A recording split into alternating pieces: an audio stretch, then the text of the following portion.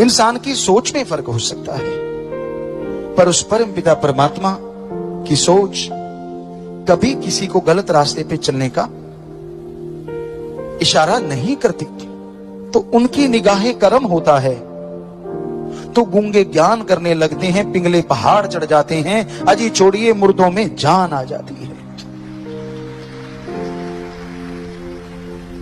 क्योंकि उनका हाथ हमेशा भगवान के हाथ से जुड़ा रहता है। आप सुमन करते हैं और करते चले जाते हैं, जब तब जाके कहीं दर्श दीदार होता है।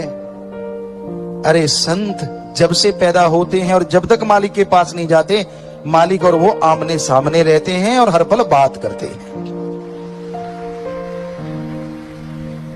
संत का वचन संत मोड़ सकता है, संत का वचन भगवान भी नहीं मोड़ता।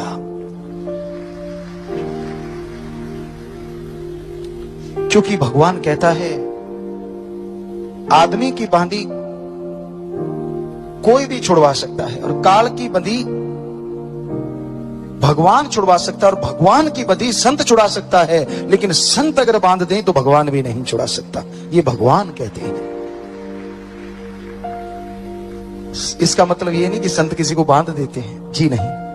कहने का मतलब अगर आपके भयानक कर्म है पहाड़ जैसे, काल ने आप पे मर दिए, ईश्वर नहीं काट सकता, लेकिन संत बताते हैं ईश्वर का नाम जप आपने जपा तो ईश्वर रोक नहीं सकता, वो कर्म जल के राख हो जाते हैं।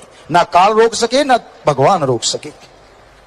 हम इस लहजे में कह रहे हैं, कोई पता नहीं कौन सा क्या बना ले। संत जो होते हैं वो सबका भला करने आते हैं। दया में रहमत बरसती है और मूसलाधार बरसती है।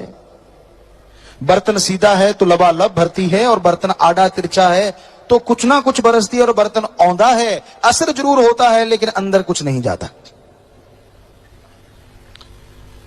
संत चाहता है, संत कभी किसी का बुरा सोचते नहीं, करना तो दूर की बात।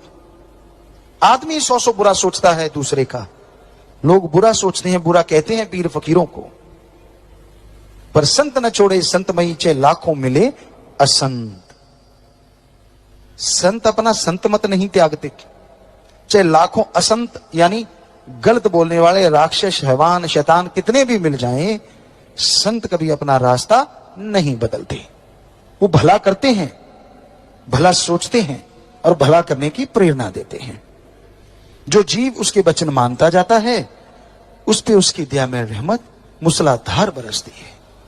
जो नहीं मानता कुछ ना कुछ रहमो करम तो उस पे भी बरसती है, क्योंकि वो संतों को अपना गुरु बना लेता है।